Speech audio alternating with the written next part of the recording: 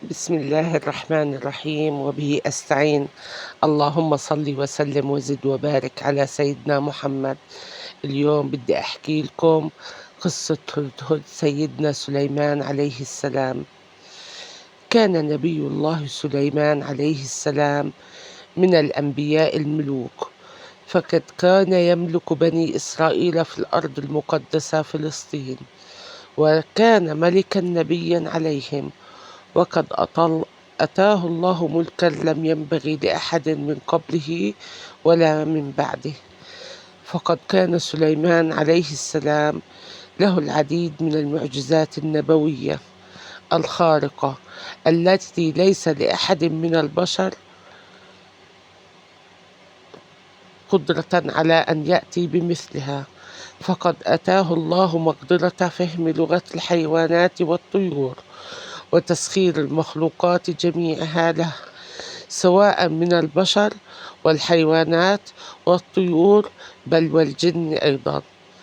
كان سليمان عليه السلام في يوم من الأيام يتفقد أحوال رعيته، ولكنه لم يرى الهدهد.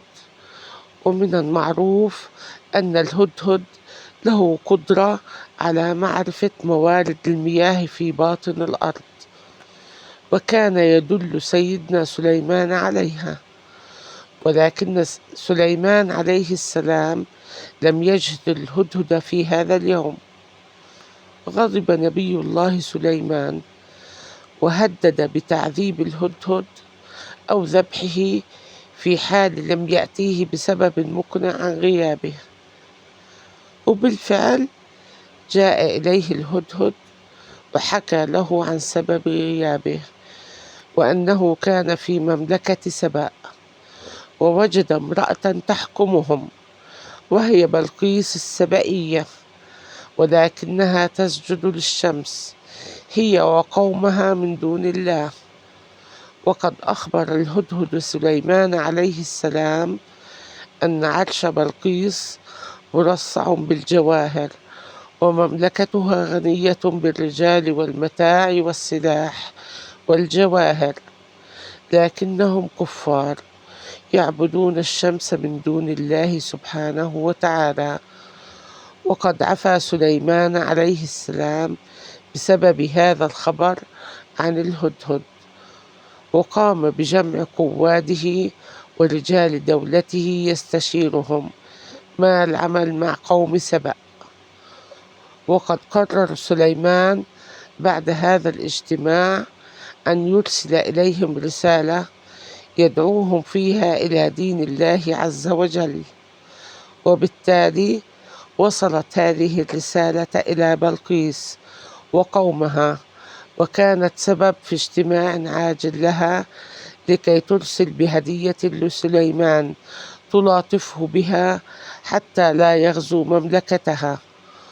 وقد دارت الرسائل بينهم حتى ذهبت بلقيس إلى سليمان وأسلمت ودخلت في دين الله عز وجل هي وقومها.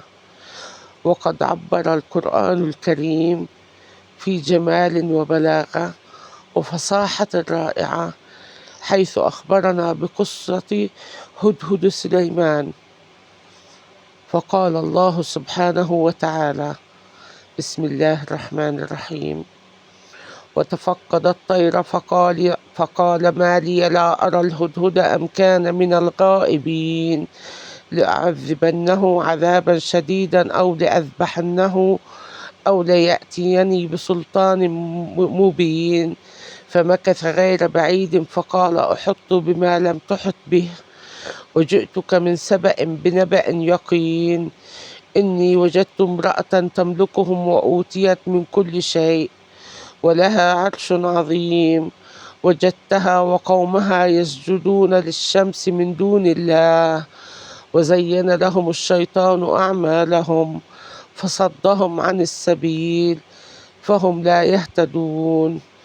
وهذه هي قصة هدهد سيدنا سليمان التي ذكرت في القرآن الكريم. أرجو أن تعجبكم هذه القصة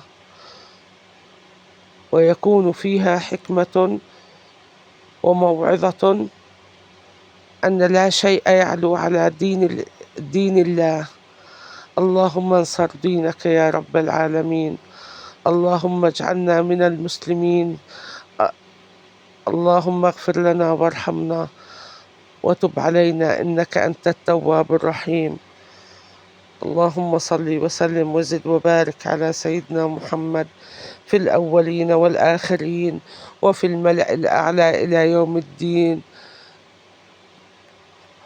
اللهم صل وسلم وزد وبارك على سيدنا محمد.